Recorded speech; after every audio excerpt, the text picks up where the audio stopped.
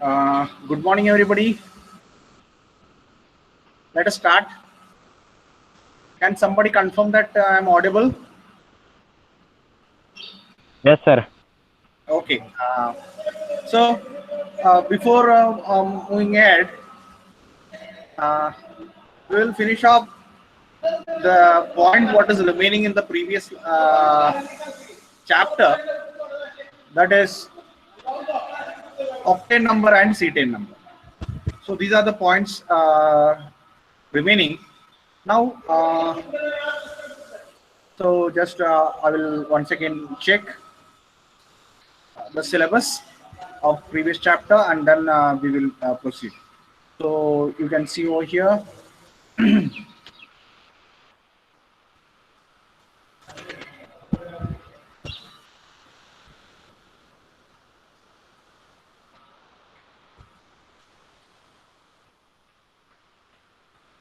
So this was the chapter 5, and then chapter 6 was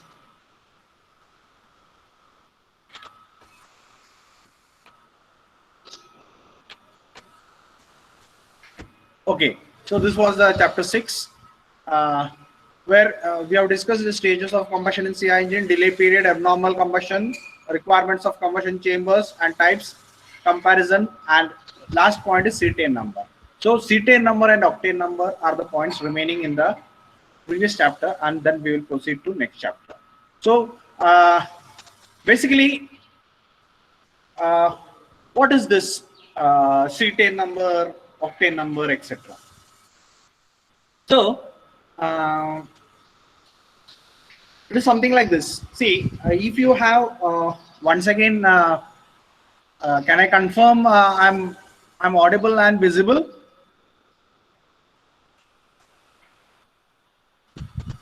Can somebody confirm that I am audible and my screen is visible? Yes, yes. Okay, thank you. So here you can see, think like something like this. Suppose we have number of students in a class, and one student is good in maths, another student is good in physics, another third student is good in chemistry. Like that, different students are good in different subjects, and we want to compare them. Which student is the best student in the class? So if that is the case, then we are unable to compare. बरोबर आहे की नाही? कारण आपल्याला प्रत्येक विद्यार्थीचं म्हणजे strength आहे ती वेगळ्या वेगळ्या एरियामध्ये. मग आपल्याला ती कसं कम्पेअर करता येणार?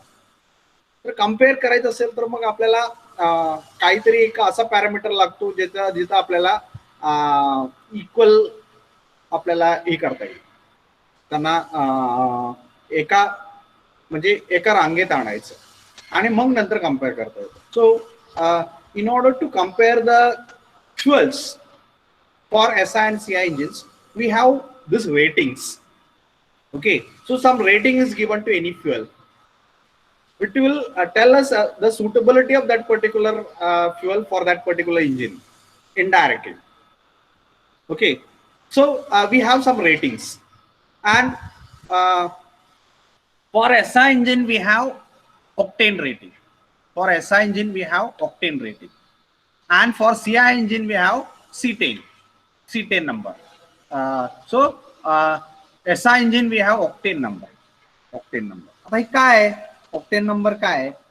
तर octane number is a knock quality is rated. Knock quality is rated म्हणजे how much anti-knock quality the fuel is having is indicated by the octane number in case of SI engine fuels. म्हणजे एका SI engine fuel ची anti knock quality किती आहे, किती ती नॉकला resist करू शकते, त्याची जी ती क्वालिटी आहे ती क्वालिटी इंडिकेट करते एका नंबरनं, आणि त्या नंबरला आपण ऑक्टेन नंबर असं नाव दिलं. अँटी नॉक क्वालिटी म्हणजे काय आपल्याला माहिती आहे, नॉकिंग नकोय आपल्याला, बरोबर, नॉकिंग नको आहे. मग अँटी नॉकिंग म्हणजे नॉकिंगला रेजिस्ट करण्याची कॅपॅसिटी त्या फ्युएलची किती आहे, म्हणजे विदाउट नॉकिंग आपल्याला किती जास्त कॉम्प्रेशन रेशो त्या इंजिन मध्ये वापरता येतो, फ्युएलला, त्या फ्युएलला वापरता येतो हे सांगणारं एक नंबर आहे ऑक्टेन नंबर, बरोबर. So it is the indication of anti knock quality of the fuel. Octane number is the indicator of anti knock quality of the fuel, बरोबर. आता अँटी नॉक क्वालिटी, बरं ठीक आहे, अँटी नॉक क्वालिटी सांगतोय, पण मग ती कसं करणार, आपल्याला कशी कळणार, आपल्याला एखादं फ्युएल दिलं तर ती फ्युएलची अँटी नॉक क्वालिटी कशी आहे, किती आहे, किंवा ऑक्टेन नंबर किती आहे, कसं कळणार आपल्याला, त्याला काहीतरी मेथड पाहिजे. तर त्यासाठी काय दिलंय, there we have two primary fuels, two primary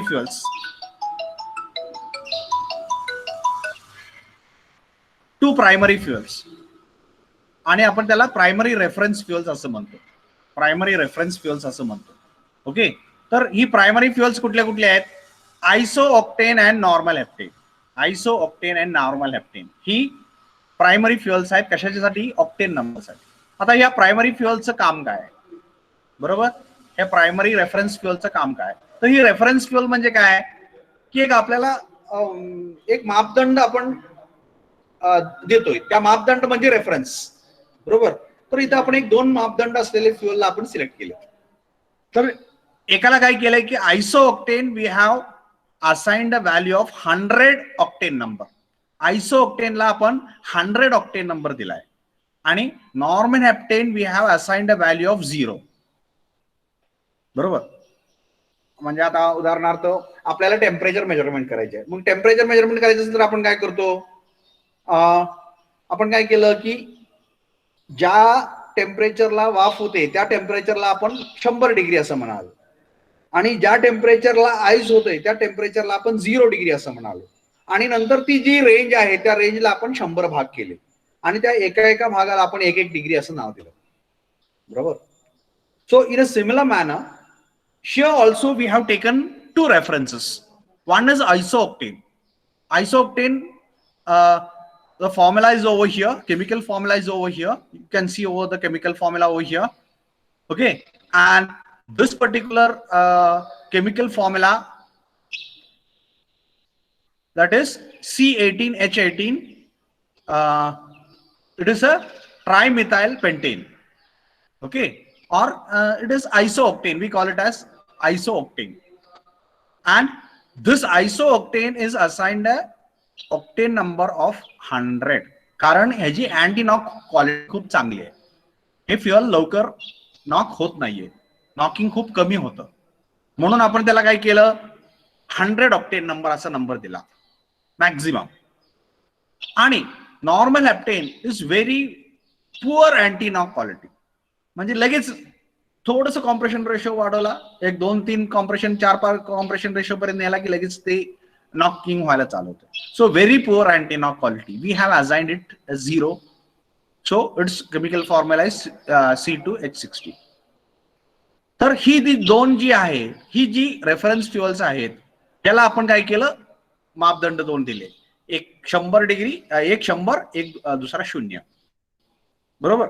आणि now what will do is the percentage by volume of isooctane in a mixture of isooctane and normal heptane, which exactly matches with the knocking intensity of the test fuel in a standard engine under set of standard operating condition, is defined as octane number. तर ही जी definition आहे, ही definition तुम्ही तोंडपाठ करून घ्या, आपण समजूयाच परंतु ही तोंडपाठ करून घ्या, बरोबर.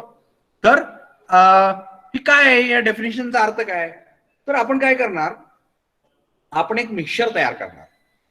कशाचं मिक्सचर, ह्या रेफरन्स फ्युएलचं मिक्सचर तयार करणार, आयसो ऑक्टेन आणि नॉर्मल हेप्टेनचं मिक्सचर तयार करणार. आणि जी काय मिक्सचर आहे, जी काय मिक्सचर आहे त्या मिक्सचरला आपण काय करणार, त्या मिक्सचरला आपण टेस्ट करणार. तर मग मी काय केलं, सुरुवातीला एक फ्युएल घेतलं, त्यात कुठले कुठले आपल्या रेफरन्स फ्युएल आहेत, आयसोऑक्टेन, आयसोऑक्टेन आणि normal heptane, normal heptane, normal heptane. बरोबर. हे दोन्ही आपण मिक्स करणार आहे.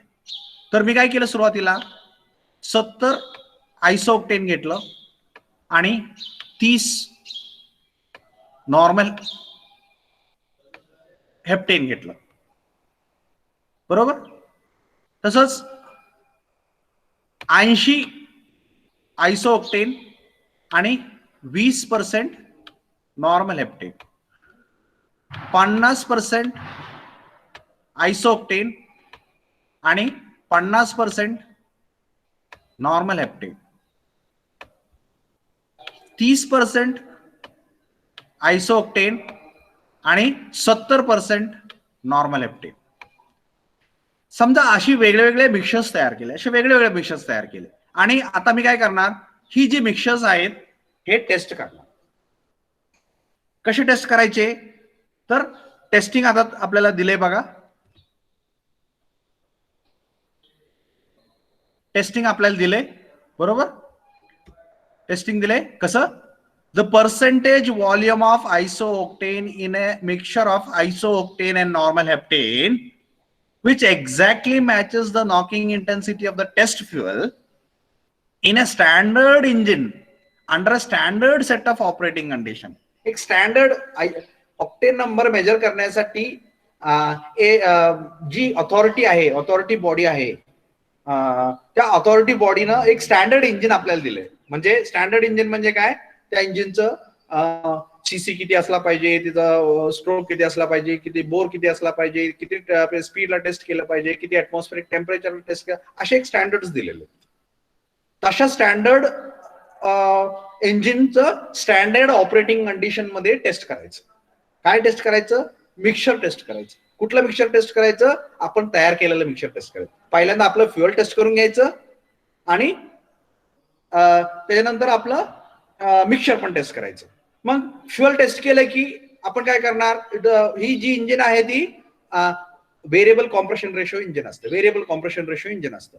मग काय करणार, आपण हळूहळू कॉम्प्रेशन रेशो वाढवत नेणार. मग कॉम्प्रेशन रेशो वाढवत नेला, आपलं जी फ्युएल आहे ते एक ठराविक कॉम्प्रेशन रेशोला पोहोचलं की नॉकिंग व्हायला चालू होतं. बरोबर आहे. म्हणजे आता समजा रेंज किती असते, 6 ते 12 असं गृहीत धरूया एसआय इंजिनची, आणि आपलं इंजिन फ्युएल आहे ती समजा 10 कॉम्प्रेशन रेशोला गेल्यानंतर नॉक व्हायला चालू झालं, नॉकिंग व्हायला चालू झालं 10. आपलं कुठलं फ्युएल, आपल्याला जी फ्युएल टेस्ट करायचं आहे ती. बरोबर. मग आपण नंतर काय केलं, नंतर आयसोऑक्टेन आणि नॉर्मल हेप्टेनचं मिक्सचर तयार केलं वेगळं वेगळं, आणि ते आपण टेस्ट करायला घेतलं. ते पण आपण टेस्ट करायला घेतलं.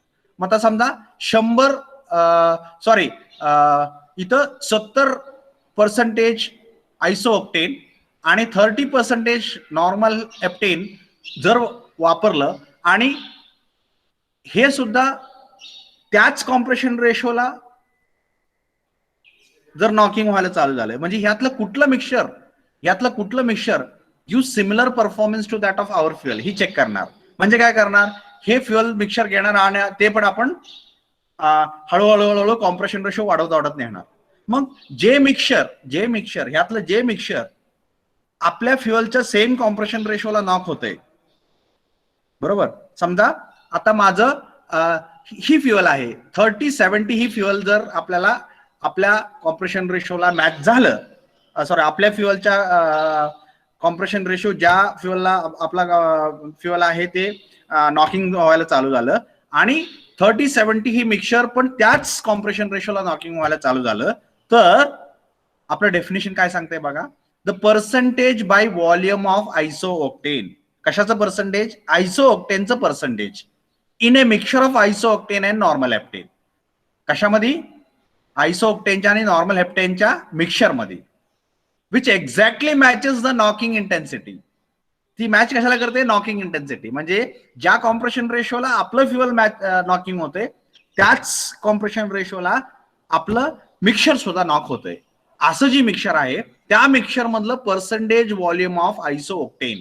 आणि ही टेस्ट कशी करायची, test fuel in a standard engine under standard operating condition is defined as octane number. म्हणजे समजा आता ही 30-70 जर तुमचं हे झालं, तर इन दॅट पर्टिक्युलर केस तुमचं आयसोऑक्टेन इज गोइंग टू बी 30. कारण आपलं डेफिनेशन काय सांगते, percentage volume of isooctane in the mixture which is showing same anti-knock quality as the fuel. बरोबर. तर ही जर मिक्सचर सिमिलर अँटीनॉक क्वालिटी दाखवलं तर यात 30% आयसोऑक्टेन असल्यामुळे आपला ऑक्टेन नंबर फ्युएलचा 30. समजा ही मिक्सचर तुमचं सिमिलर परफॉर्मन्स दाखवते 80% आयसोऑक्टेन आणि नॉर्मल हेप्टेन, तर तुमच्या फ्युएलचा ऑक्टेन नंबर आहे 80. तुमचा फ्युएलचा ऑक्टेन नंबर आहे 80. आणि समजा ही जर फ्युएल तुमच्या ही मिक्सचर जी आहे ही जर तुमच्या फ्युएल सारखं सिमिलर परफॉर्मन्स दाखवत असेल तर तुमचा ऑक्टेन नंबर आहे 50. ऑक्टेन नंबर आहे 50. Okay. So this is how we are finding out the octane number of any fuel. Okay, octane number of any fuel. तर आपण काय केलं, पहिल्यांदा 2 रेफरन्स फ्युएल घेतले. एक होता आयसोऑक्टेन, त्याला आपण 100 नंबर दिले, म्हणजे रेफरन्स फ्युएलला आपण 100 नंबर असाइन केला. आणि नॉर्मल हेप्टेन जे आहे it is having very pure antiknock quality. We have assigned 0 octane number to that particular fuel. Okay.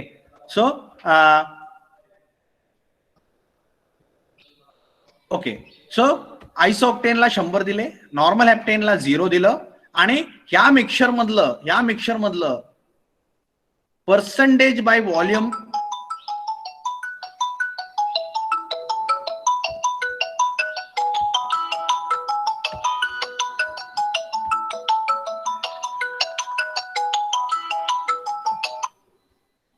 या मिक्सचर मधलं पर्सेंटेज बाय व्हॉल्यूम आपल्याला ही करायचं आहे. पर्सेंटेज बाय व्हॉल्यूम आपल्याला किती आयसोऑक्टेन आपण त्या फ्युएल मिक्सचर मध्ये आहे ही चेक करायचं आहे. कुठलं मिक्सचर, जे मिक्सचर आपल्या फ्युएल सारखं सिमिलर परफॉर्मन्स दाखवते त्या मिक्सचर मध्ये, आणि आपल्या मिक्सचर मध्ये जे काय सिमिलॅरिटी आहे किंवा जी आपल्याला सिमिलर परफॉर्मन्स दाखवते त्या त्या मिक्सचर मधलं जी आयसोऑक्टेन आहे त्याला आपण ऑक्टेन नंबर असं म्हणतो. Okay. While some very few students have joined. Okay. वेळेवर तुम्ही येत नाही, 5-5 मिनिटं वेट केलं तरी सुद्धा तुम्ही जॉईन होत नाही, आणि नंतर परत एकदा चालू झाल्यानंतर परत प्रॉब्लेम येतो. Okay. So I hope you understood. Okay. Octane number म्हणजे काय,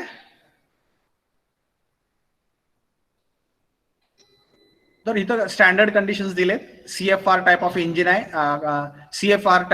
आहे, 900 RPM आहे, 38 डिग्री इनटेक टेम्परेचर आहे, कूलन टेम्परेचर 100 डिग्री सेंटीग्रेड आहे, आणि ignition advance 13 degree before TDC आहे. या कंडिशनला आपल्याला टेस्टिंग करायचं आहे.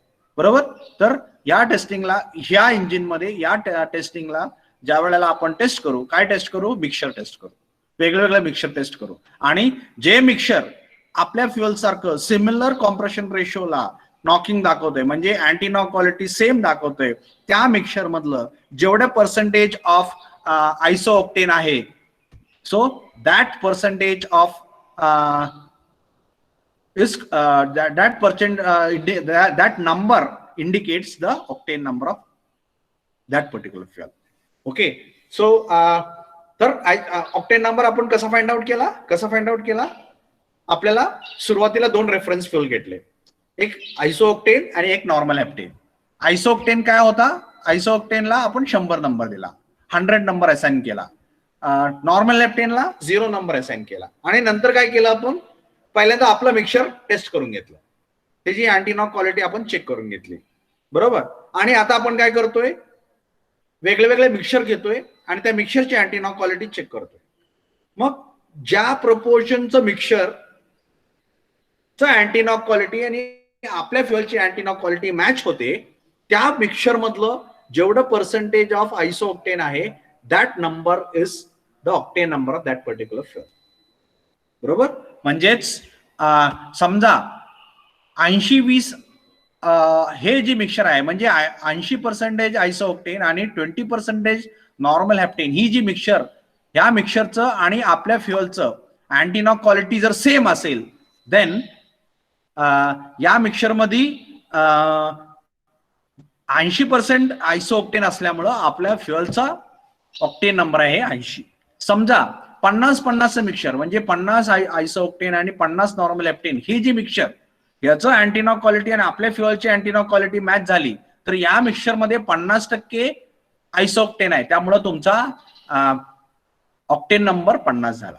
आणि समजा 30-70 म्हणजे 30% आयसोऑक्टेन आणि 70% नॉर्मल हेप्टेन, ही जी मिक्सर आहे, या मिक्सरचं आणि तुमच्या फ्युअलचं जर अँटीनॉक क्वालिटी सिमिलर असेल, तर तुमच्या फ्युअलचं ऑक्टेन नंबर 30 आहे, कारण या मिक्सर मध्ये 30% आयसोऑक्टेन आहे. Okay, so that is how we find the octane number. आणि ही सगळं कशामध्ये करायचंय, एक स्पेसिफिक स्टँडर्ड इंजिन असाइन केलेला आहे. त्या स्टँडर्ड इंजिन मध्ये अंडर दिस कंडिशन्स, कुठल्या condition, 900 RPM, 38 degree temperature, then 100 degree coolant temperature, ignition advance of 13 before TDC, हे असे जे स्टँडर्ड कंडिशन्स मेन्शन केलेले आहेत. Okay, number of standard conditions mention केलेले आहेत. तसंच स्टँडर्ड इंजिन आहे म्हटल्यानंतर त्याच्या बोर किती असणार आहे, त्याचं स्ट्रोक लेंथ किती असणार आहे, त्याचे सीसी किती असणार आहे, असे सगळे पॅरामीटर्स डिफाईन केलेले आहेत. आणि म्हणजे त्या स्टँडर्ड कंडिशन्स मध्ये, त्या स्टँडर्ड इंजिन मध्ये आपलं फ्युअल चेक करायचं, तर त्याच फ्युअल मध्ये मिक्सर पण चेक करायचं. आणि जे मिक्सर त्या फ्युअल सारखंच अँटीनॉक क्वालिटी दाखवतोय, त्या फ्युअल मधलं जेवढं पर्सेंटेज ऑफ आयसोऑक्टेन आहे, that will be your the octane number of your fuel. Okay, I hope everybody understood. Is there anybody in the class who have not understood what has been discussed? What is the octane number? असं कोण आहे का ज्याला octane number काय कळालं नाही? Anybody is there in the class who have not understood what is octane number? Octane number काय आहे कुणाला कळालं नाही का? एनीबडी? अजून एकदा मी सांगतो. ऑक्टेन नंबरला आपण काय केलं, 2 रेफरन्स फ्युअल घेतले, एक आयसोऑक्टेन त्याला 100 नंबर दिला, एक नॉर्मल हेप्टेन त्याला 0 नंबर दिला, आणि ह्या दोन्ही फ्युअलचं मिक्सर वेगळ्या वेगळ्या प्रोपोर्शन मध्ये तयार केले आपण. आणि पहिल्यांदा आपण या स्टँडर्ड इंजिन मध्ये आणि स्टँडर्ड कंडिशन्स मध्ये आपलं फ्युअल टेस्टिंग करून घेतलं, आणि त्याचं अँटीनॉक क्वालिटी म्हणजे किती कॉम्प्रेशन रेशोला ते आपलं फ्युअल नॉकिंग चालू करतंय हे फाइंड आउट केलं. तसंच परत हे मिक्सर आहेत वेगळ्या वेगळ्या प्रोपोर्शनचे, त्याचे पण आपण अँटीनॉक क्वालिटी फाइंड आउट करणार. आणि ज्या मिक्सरची अँटीनॉक क्वालिटी आणि आपल्या फ्युअलची अँटीनॉक क्वालिटी मॅच होते, त्या मिक्सर मधलं पर्सेंटेज ऑफ आयसोऑक्टेन जेवढं पर्सेंटेज आहे, that number is going to be the octane number of that particular fuel. Okay, so anybody in the class who are not understood what is octane number? Anybody?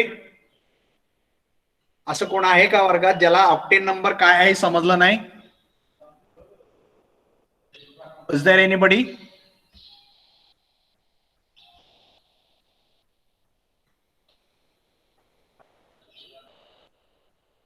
Is there anybody? Okay, since nobody is asking, तर इथं मी example घेऊन दिले तुम्हाला. समजा 80-20 ही mixer जर match झालं, तर या मिक्सर मध्ये 80% आयसोऑक्टेन असल्यामुळं तुमच्या फ्युअलचा ऑक्टेन नंबर आहे 80. समजा 30-70 ही मिक्सर जर तुमच्या अँटीनॉक क्वालिटी आणि तुमच्या फ्युअलची अँटीनॉक क्वालिटी जर मॅच झाली, तर तुमच्या फ्युअलचा ऑक्टेन नंबर आहे 30, कारण या मिक्सर मध्ये 30% आयसोऑक्टेन आहे. समजा ही मिक्सर तुमच्या ह्या मिक्सरचं आणि तुमच्या फ्युअलचं जर अँटीनॉक क्वालिटी सिमिलर असेल, तर या तुमच्या फ्युअलची ऑक्टेन नंबर आहे 50, कारण या मिक्सर मध्ये 50% आयसोऑक्टेन आहे. Okay, so that is how we find the octane number. And in a similar manner we have rating for CI engine which we call as C10 number. आणि similar terms मध्ये आपल्याला rating आपल्याला CI engine मध्ये पण आहे. तर CI engine मधलं rating आहे त्याला आपण C10 नंबर असं नाव देतो. तिकडे ऑक्टेन नंबर होतं, इथं C10 नंबर आहे. बरोबर, तिथं आयसो ऑक्टेन आणि नॉर्मल हेप्टेन हे रेफरन्स फ्युअल होते. इथं काय नॉर्मल C10 आणि अल्फा मिथाइल नॅफ्थेलिन. आणि नॉर्मल C10चा केमिकल फॉर्म्युला आहे 616H34 आणि अल्फा मिथाइल नॅफ्थलीनचा केमिकल फॉर्म्युला आहे C11H10. आणि आपण काय केलं मग, नॉर्मल C10 ला since it is having very good anti-knock quality, we have assigned a 100 number to it. And since alpha methyl naphthalene is very poor in anti-knock quality, we have assigned a 0 number. And these two are the primary reference fuels for finding out the C10 number. मग इथं पण तसंच केलं. काय केलं, mixer तयार केलं. आता आपण इथं रेफरन्स फ्युअल्स कुठल्या कुठल्या आहेत, नॉर्मल C10 आणि अल्फा मिथाइल नॅफ्थलीन. तर आपण आता मिक्सर कशाचं घेणार, alpha normal heptane normal C10 आणि अल्फा मिथाइल नॅफ्थलीन. तर ही नॉर्मल C10 चे नंबर्स आहेत आणि ही मिथाइल नॅफ्थलीनचे. ओके, तर हे जे मिक्सर तयार केले आणि आता मग ही मिक्सर जर तुमचं मॅच झालं, नॉर्मल C10 आणि अल्फा मिथाइल नॅफ्थलीन, तर ही मिक्सर जर मॅच झालं कुठलं 80-20 तर तुमच्या फ्युअलचा C10 नंबर आहे 80. Okay, so that the volume of normal C10 in the mixture of C10 and alpha methyl naphthalene which has same ignition characteristics as the test fuel in a standard engine under standard operating conditions is defined as C10 number. आणि कुठला engine कुठला आहे, cooperative fuel research diesel engine CFR, 900 RPM, 65 degree intake temperature, coolant temperature is 100 degree and injection advance is 15 degree before TDC and ignition delay is 13 degree. या conditions मध्ये ज्या वेळेला आपण ते टेस्ट करतो त्यावेळेला जी कुठलं मिक्सर आपल्या मॅच होते त्या मिक्सर करस्पॉन्डिंग त्या मिक्सर मध्ये जेवढं काय ही आहे C10 आहे, that number of that particular percentage will be the C10 number of that particular fuel. म्हणजे 50-50 जर फ्युअल जर मॅच झालं तर तुमचा C10 नंबर आहे 50. 30-70 जर मिक्सर मॅच झालं तर तुमचं C10 नंबर आहे 30. 80-20 किंवा 90-10 असं मॅच झालं तर तुमचं C10 नंबर आहे 90. Okay, only thing is here the reference fuels are normal C10 and alpha methyl naphthalene, for whom we have assigned value of 100 and 0. Okay, so similar in a similar terms, बरोबर, तिकडे आपल्याला octane number आहे, इथं C10 number आहे.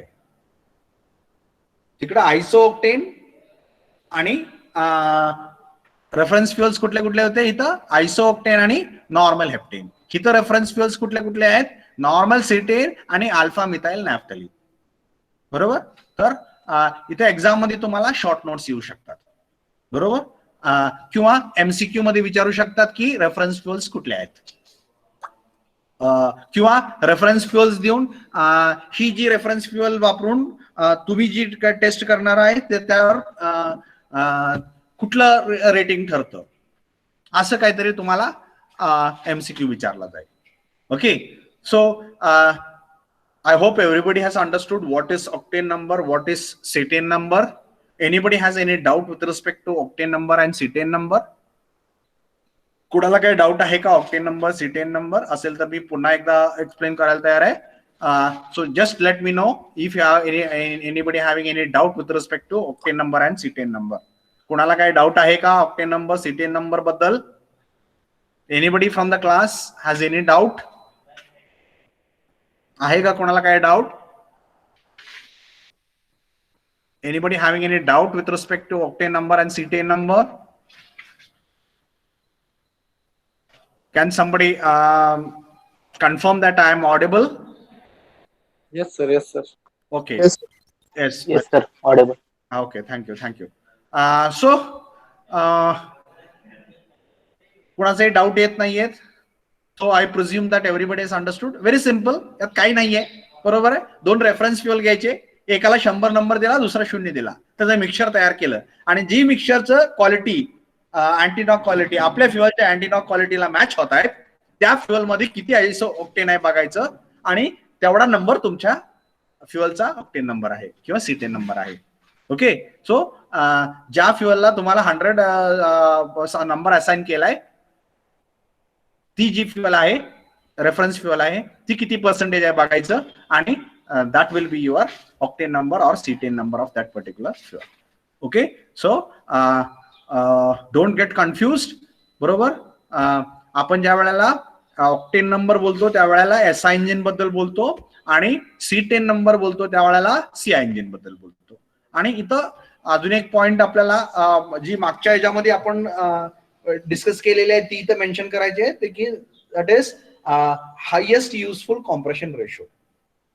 Highest useful compression ratio प्रत्येक फ्युअलला एक highest useful compression ratio असतो आणि preferably we are finding it for SI engines. तर एसआय इंजिन मध्ये काय आहे की आपल्याला कॉम्प्रेशन रेशो वाढवला की नॉकिंग व्हायला चालू होते. सीआय इंजिन मध्ये जेवढं कॉम्प्रेशन रेशो वाढवेल तेवढा चांगला आहे, तिथं काय प्रॉब्लेम येत नाही, उलट चांगला आहे.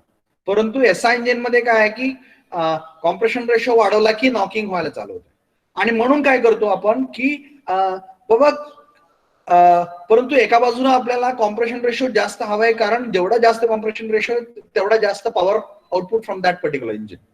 तर आपण ही पहिल्या चॅप्टर मध्ये डिस्कस केलं की फॉर्म्युला ज्या वेळेला आपण एफिशियन्सीचा ऑटो सायकल आणि डिझेल सायकल एफिशियन्सीचा फॉर्म्युला ज्या वेळेला डिस्कस केला त्यावेळेला आपण काय म्हणलं होतं की कॉम्प्रेशन रेशो ते डिनॉमिनेटर मध्ये असल्यामुळं आपल्याला जेवढा कॉम्प्रेशन रेशो वाढवेल तेवढा आपल्याला एफिशियन्सी वाढते. म्हणजेच काय, तर कॉम्प्रेशन रेशो आपल्याला वाढवून जास्तीत जास्त वाढवून हवाय, परंतु एसआय इंजिन मध्ये आपल्याला वाढवता येत नाही कारण आपल्याला तिथं नॉकिंग व्हायला चालू होते. मग आपल्याला जर कुठंतरी एक सुवर्ण मध्य साधता आला पाहिजे आणि ते सुवर्ण मध्य म्हणजे highest useful compression ratio.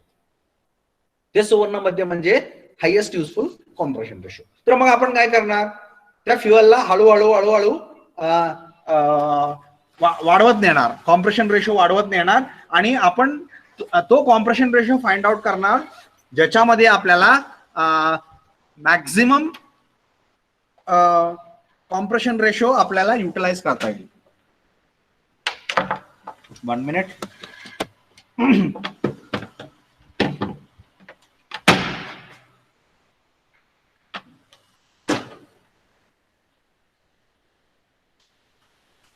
Okay, तर मग आपण काय करणार, प्रत्येक फ्युअल घेणार आणि त्याला आपण स्टँडर्ड इंजिन मध्ये स्टँडर्ड ऑपरेटिंग कंडिशन्स मध्ये टेस्ट करणार आणि ती कुठल्या कॉम्प्रेशन रेशोला मॅच करतंय हे फाइंड आउट करणार. बरोबर, म्हणजे कुठल्या कॉम्प्रेशन रेशोला तो नॉकिंग व्हायला चालू होतंय. सो जस्ट त्याच्या अगोदरचा जो नंबर असेल, so that will be your highest useful compression ratio. म्हणजे it indicates it is the maximum compression ratio under which that particular fuel can be used safely without knocking in a particular engine under particular operating conditions. तर त्याला आपण नाव काय दिलं, highest useful compression ratio, HUCR. बरोबर, तर short form वापरलंय HUCR, तर कुणी confuse व्हायचं नाहीये, it is related to fuel. Okay, तर सेम थिंग इथं आपण काय करतोय, इथं आपल्याला हायेस्ट युजफुल कॉम्प्रेशन रेशो आहे तोच फाइंड आउट करतोय कशाचा, मिक्सरचा. आणि मग त्या फ्युअलचा हायेस्ट युजफुल कॉम्प्रेशन रेशो आणि त्या मिक्सरचा हायेस्ट युजफुल कॉम्प्रेशन रेशो दोन्ही फाइंड आउट करतोय आणि ती जी मॅच केलं, ज्या मिक्सरचं हायेस्ट युजफुल कॉम्प्रेशन रेशो त्या फ्युअलशी मॅच होतोय त्या मिक्सरमध्ये किती आयसोऑक्टेन आहे हे फाइंड आउट करतोय आणि that number of percentage of that particular number is of the number of that particular percentage is what you call as the octane number of that particular. Similarly here, similar manner, the percentage of cetane in that particular mixture will be cetane number of that particular fuel. Okay, so I hope everybody understood the cetane number and octane number, and with this we conclude our chapter number 6 and let us move on to chapter number 7. तर chapter number 6 मध्ये कोणाला काही doubt आहेत का? Any doubt? with respect to chapter number 6.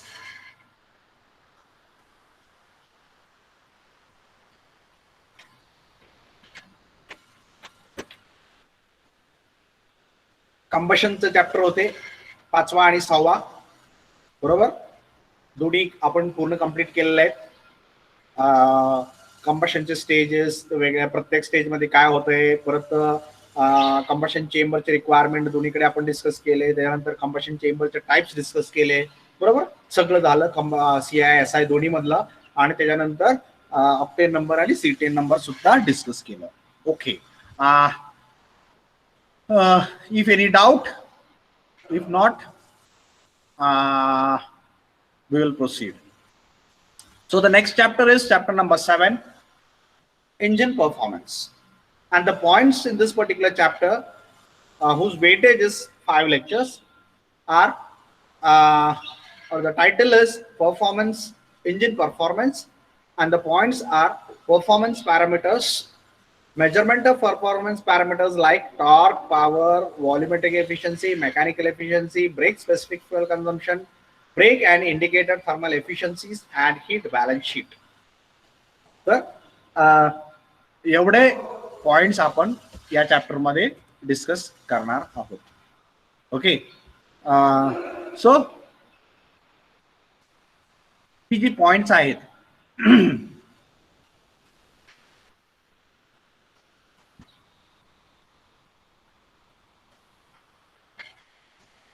ते one by one आपण discuss करणार, बरोबर.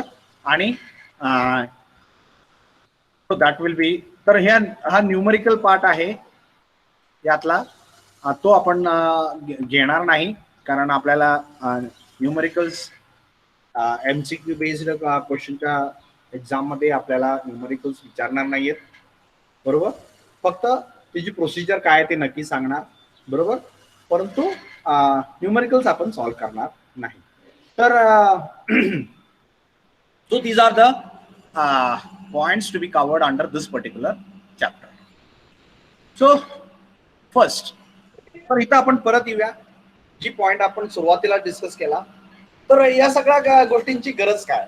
तर आपण जसं म्हणालो की एका वर्गात वेगवेगळे विद्यार्थी आहेत आणि प्रत्येक विद्यार्थ्यांची स्ट्रेंथ वेगवेगळे सब्जेक्ट आहेत. म्हणजे समजा एक विद्यार्थी फिजिक्स मध्ये चांगला असेल आणि फिजिक्सच्या बेसिसवरती जर मी त्यांना कम्पेअर करायचं ठरवलं, तर तो विद्यार्थी जो फिजिक्स मध्ये चांगला आहे, he will be the best student. समजा मी मॅथ्सच्या बेसिसवरती जर कम्पेअर करायचं ठरवलं, तर मॅथ्स मध्ये जो विद्यार्थी चांगला आहे, he will be the best student. जर केमिस्ट्रीच्या बेसिसवर ठरवलं, तर केमिस्ट्री मध्ये जो चांगला आहे, that will be the best student. म्हणजेच काय, तर आपण फिजिक्स किंवा मॅथ्स किंवा केमिस्ट्रीच्या बेसिसवर आपण त्यांना कम्पेअर करू शकत नाही. मग आपल्याला कम्पेअर करायचं असेल तर काय लागतं, तर असं परफॉर्मन्स पॅरामीटर्स लागतात, that will indicate their performance irrespective of their other parameters, irrespective of the other parameters, बरोबर. आणि म्हणून आपल्याला हे परफॉर्मन्स पॅरामीटर्स टेस्ट करावे लागतात, बरोबर. म्हणून टेस्ट परफॉर्मन्स पॅरामीटर्सची आपल्याला गरज असते. मग कुठल्या परफॉर्मन्स पॅरामीटर्स आहेत. Indicated mean effective pressure, brake mean effective pressure, indicated power, brake power, frictional power, mechanical efficiency, thermal efficiency, indicated thermal efficiency, brake thermal efficiency, specific fuel consumption, volumetric efficiency, बरोबर. ही असे वेगळे performance parameters आहेत. आणि हे जे performance parameters आहेत, या बेसिसवरती उदाहरणार्थ आपण असं घेऊया की एक इंजिन आहे माझ्याकडे. समजा एक छोटं इंजिन आहे, विहिरीतून पाणी काढायचं, आणि दुसरं इंजिन माझ्याकडे आहे, जी जहाजात वापरतोय ते इंजिन आहे. आता मला दोन जर इंजिन आहे, आता ह्या दोन इंजिनला कम्पेअर करायचं असेल, तर मी कुठलं इंजिन जास्त पॉवर देत आहे या पॅरामीटर वरती आम्ही कम्पेअर करू शकू का, तर ऑब्विसली नाही करू शकत. का, छोटं इंजिन आहे ते छोटंच पॉवर देणार, कमीच पॉवर देणार. आणि जी मोठे इंजिन आहे ती जास्तच पॉवर देणार. मग आपल्याला याचा अर्थ असा की power output cannot be the criteria for comparison of this two engine. मग आपल्याला क्रायटेरिया कुठला ठरवायचा आहे परफॉर्मन्स साठी, तर ज्या क्रायटेरियामध्ये आपल्याला ते दोन्ही इंजिन एका प्लॅटफॉर्म वरती येतील असे जी कुठला क्रायटेरिया असेल तो that will be the most suitable criteria for their comparison. आणि म्हणून आपल्याला ही वेगवेगळे परफॉर्मन्स पॅरामीटर्स आपल्याला डिवाइस करावे लागतात. ओके, तर नॉट नेसेसरी एका बेसिसवरती कम्पेअर केल्यानंतर एक इंजिन जर चांगला असेल तर दुसऱ्या क्रायटेरिया बेसिसवरती आपण ज्या वेळेला कम्पेअर करू त्यावेळेला कदाचित दुसरं इंजिन चांगला असू शकतं. म्हणजेच काय, this performance will become will be based on which criteria we are selecting for comparison. म्हणजे आता उदाहरणार्थ आता जी काही मी दोन इंजिन घेतले होते. एक इंजिन विहिरीवरचं पाणी खेचायचं इंजिन आणि दुसरं जहाजामधलं इंजिन. आता दोन इंजिनला मला कम्पेअर करायचं, मग मी कुठल्या बेसिसवरती कम्पेअर करू शकतो? तर एक क्रायटेरिया असं मी करू शकतो की टोटल छोट्या इंजिनचं टोटल ओझं किती आहे आणि मोठ्या इंजिनचं टोटल ओझं किती आहे, what is the weight. Okay, so I will divide the power developed by small engine by the weight of that particular small engine, and the power developed by big engine divided by the weight of that big engine. आता मला काय मिळेल, power per KG weight of the engine. म्हणजे 1 kg weight इंजिनच्या per KG वेटला किती power develop करतात. नाव I can compare these two engines on this particular criteria, irrespective of their sizes. Irrespective of the size. बरोबर, भले मोठं engine 2 टनाचं असेल, पण आता मी काय कुठला क्रायटेरिया फाइंड आउट केला, पर केजी वेट ऑफ द इंजिनला किती पॉवर तयार होत्या, पर केजी इंजिनच्या वेटला किती पॉवर तयार होत्या. मग ऑब्विसली छोटं इंजिन असेल तर छोटं वेट असेल, मोठं इंजिन असेल तर मोठं वेट असेल, जास्त वेट असेल. बरोबर, पण ज्या वेळेला आपण इकडं वेटने डिवाइड केलं, we get the power developed per KG weight of the engine. मग आता साईज फॅक्टर तिथनं निघून गेला, तिथनं. आता I can compare these two engines using this particular criteria. Okay, and that is where the performance parameters becomes very important. The selection of performance parameter become very important. म्हणजे मी ज्या वेळेला power developed by the engine हा criteria ज्या वेळेला select केला होता त्यावेळेला 2 नंबरचं इंजिन म्हणजे मोठं इंजिन आहे ती ऑब्विसली जास्त पॉवर तयार करतं. आपल्याला असं दिसेल की दॅट इज मोर एफिशियंट, परंतु तसं नसेल कदाचित. बरोबर, आणि ज्या वेळेला मी दुसऱ्या क्रायटेरियाना फाइंड आउट करतो कदाचित पहिलं इंजिन जास्त एफिशियंट असू शकतं. पर केजी वेट ऑफ इंजिनला जास्त पॉवर छोटं इंजिन देऊ शकतं. So this will become the proper criteria for comparison. आणि म्हणून आपल्याला असे वेगवेगळे क्रायटेरिया असतात. तर ही क्रायटेरिया काय काय आहेत, हे परफॉर्मन्स पॅरामीटर्स काय काय आहेत, हे 1 by 1 आपण बघणार आहे. आपल्याला जनरली हे एवढे परफॉर्मन्स पॅरामीटरसाठी कंपॅरिझन करण्यासाठी जे क्रायटेरिया जनरली वापरले जातात, कुठले स्पेसिफिक फ्युएल कन्झम्पशन. आपण फ्युएल कन्झम्पशन बद्दल बोलत नाहीये, स्पेसिफिक फ्युएल कन्झम्पशन बद्दल बोलतोय. बरोबर, तर स्पेसिफिक फ्युएल कन्झम्पशन काय आहे नंतर मी सांगतो तुम्हाला. फक्त आपण आता इथं समजून घ्या की we are talking of specific fuel consumption, brake mean effective pressure, specific power output, specific weight आणि exhaust smoke and other emission. तर ही जी जनरल पॅरामीटर्स आपल्याला परफॉर्मन्स कंपॅरिझन साठी वापरले जातात. तर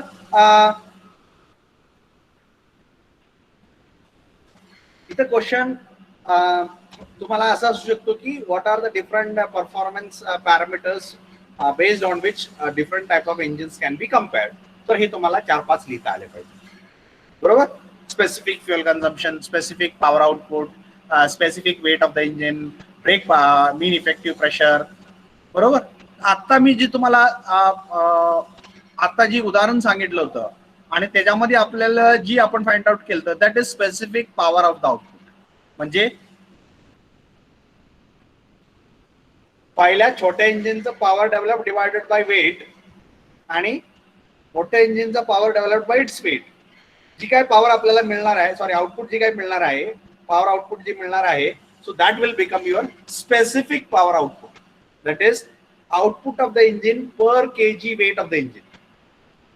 Output per kg weight of the engine is called as specific power output of the engine.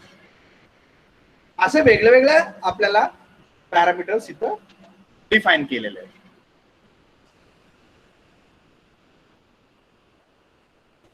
आणि basic measurements to be undertaken to evaluate the performance of engine on almost all test are following. आणि ही जी performance parameters आहेत हे find out करण्यासाठी आपल्याला direct find out करता येत नाही. तर त्यासाठी वेगवेगळे पॅरामीटर्स टेस्ट करावे लागतात. आणि मग ते कुठले कुठले आपण टेस्ट करणार हे पॅरामीटर्स फाइंड आउट करण्यासाठी. हे पॅरामीटर्स फाइंड आउट करण्यासाठी आपल्याला वेगळे बेसिक मेजरमेंट्स घ्यावे लागतात. तर कुठले कुठले? So the basic measurements to be undertaken to evaluate the performance of an engine are almost all test are follows. कुठले कुठले? स्पीड एक parameter, fuel consumption second, air consumption third, smoke density fourth, brake horse power, then indicated horse power and frictional horse power, sheet balance sheet आणि exhaust gas analysis. एवढ्या सगळ्या taste आपल्याला करावे लागतात. मग आपल्याला या टेस्टच्या बेसिसवरती जी काय आपल्याला पॅरामीटर्स मिळतील त्या बेसिसवरती आपण हे परफॉर्मन्स पॅरामीटर्स फाइंड आउट करणार. हे परफॉर्मन्स पॅरामीटर्स फाइंड आउट करणार. तर हे डायरेक्टली मिळत नाहीत, बरोबर की नाही. तर हे आपल्याला काय काय मेजरमेंट करावे लागतात. मग आपल्याला हे सगळं त्याच्यावरनं कॅल्क्युलेट करता येतं. तर जी कुठल्या मेजरमेंट्स करायची आहेत ती ही करायची. तर पहिले काय मेजरमेंट करायचं आहे? स्पीड मेजरमेंट करायचं. तर स्पीड मेजरमेंट कसं करतो आपण? तर जनरली आपल्याकडे टॅकोमीटर वापरतो. तर तुम्ही ज्या वेळेला मेकॅनिकल मेजरमेंट्स सब्जेक्ट शिकाल त्यावेळेला तुम्हाला हे मेजरमेंटचे वेगवेगळे पॅरामीटर मेजरमेंट करण्यासाठी वेगवेगळ्या कुठल्या डिव्हाइसेस वापरतात किंवा इन्स्ट्रुमेंट्स वापरतात याच्याबद्दल तुम्हाला त्याचं डिटेल माहिती असेल. तर आता तुम्हाला मी एवढं सांगतो की what we use is a tachometer. बरोबर.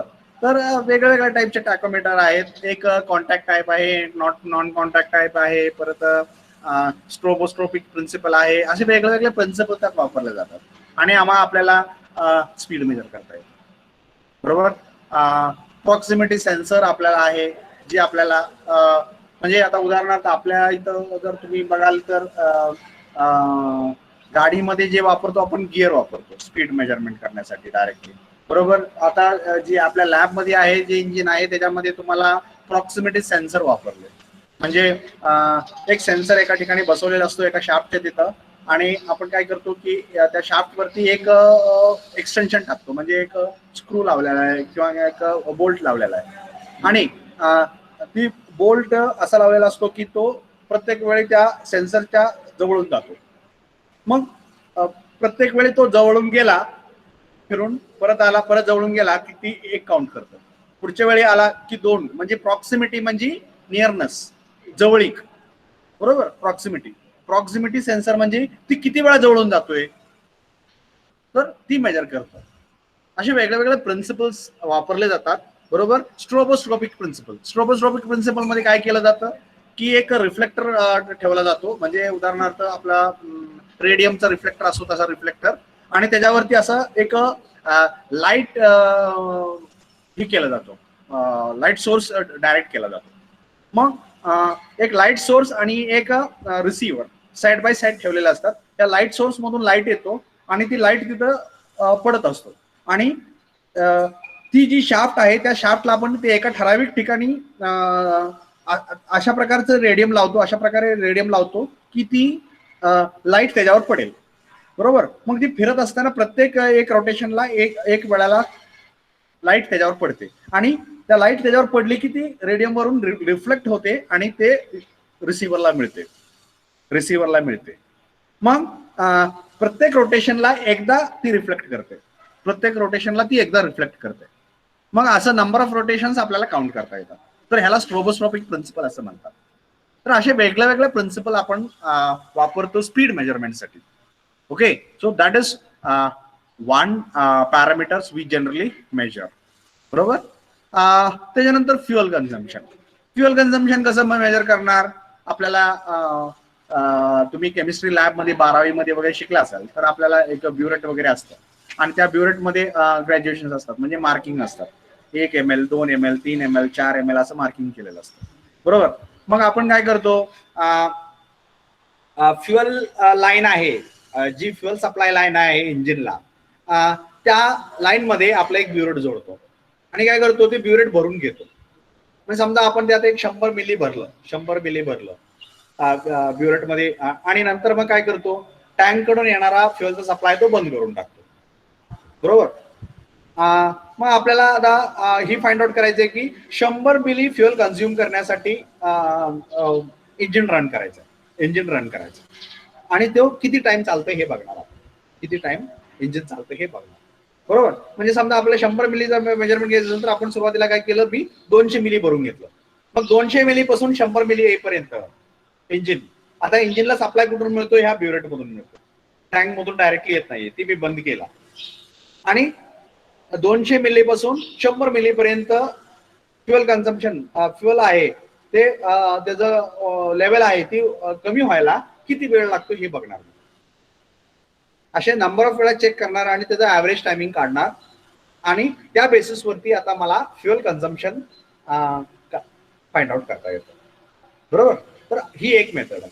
दुसरी फ्युअल मेजरमेंट करायची मेथड काय आहे, तर मी जी टँक आहे ती टँक आपल्याला आपला वजन काटा जसा असतो, आपण त्या वजन काट्यावरती आपलं बघा वजन करायचं ती हे असतं, डिस्क असतं, त्या डिस्कवरती आपण उभं राहिलो की आपल्याला त्याच्यावर त्या वजन दाखवतो. बरोबर. तशी जी वेईंग मशीन असते, ती वेईंग मशीन वरती तुमचं टाकी ठेवायची आणि आता किती वेट आहे बाबा, आता 2 किलो वेट आहे. मग ती 1 किलो येईपर्यंत आपल्याला इंजिन रन करायचं, किती वेळ लागतोय बघायचं. किंवा आता बाबा 1 किलो आहे, अर्धा किलो येईपर्यंत आपण हे करायचं. तर ही वेट बेसिसवरती, म्हणजे मागच्या वेळी होतं ती व्हॉल्युमेट्रिक बेसिसवर होतं, ही आता जी आहे मेजरमेंट ही मास बेसिसवरती आहे. बरोबर. तर दोन्ही म्हणजे त्याला ग्रॅव्हिमेट्रिक अशी वेगवेगळी नावं दिलेली आहेत फक्त, परंतु प्रिन्सिपल हीच आहे. म्हणजे आपल्याला व्हॉल्यूम बेसिस आपल्याला मेजरमेंट करता येतं किंवा मास बेसिस पण फ्युअल कन्झम्पशन मेजर करता येतं. म्हणजे 1 kg फ्युअल कन्झ्युम करण्यासाठी त्या इंजिनला किती वेळ लागला. जर इंजिनचं कन्झम्पशन जास्त असेल तर कमी वेळात ती 1 kg फ्युअल कन्झ्युम करेल आणि जर इंजिन चांगला असेल, जर जास्त तेल खात नसेल इंजिन, इन दॅट पर्टिक्युलर केस ती जास्त वेळ इंजिन चालणार त्या 1 kg फ्युअलवरती. बरोबर. अशा प्रकारे आपल्याला फ्युअल कन्झम्पशन काढता येईल. बरोबर.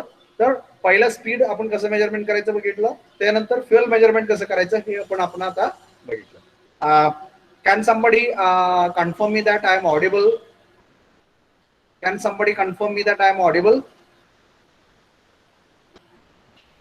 Yes, sir. Yes. Okay. So this was the fuel consumption. बरोबर. Third, air consumption. एअर किती कन्झ्युम केलं, तर एअर कन्झ्युम आता आपण काल ज्या वेळेला बघितलं, आपण एक व्हॅक्युम बेस्ड मेजरमेंट आणि एक व्हॉल्युम बेस्ड मेजरमेंट वगैरे आपण सेन्सर्स बघितले होते. DMPFI, LMPFI असं ज्या वेळेला डिस्कस केलं त्यावेळेला तिथं असे सेन्सर्स करून आपल्याला सेन्सर यूज करून एअर कन्झम्पशन मेजर करता येतं. किंवा मग आपल्याला फ्लुइड मेकॅनिक्स लॅब मध्ये आपण जसं मेजर करतो, फ्लुइड फ्लो मेजर करतो, तसं आपल्याला बॅरोमीटर यूज करून आपल्याला मेजर करता येतं.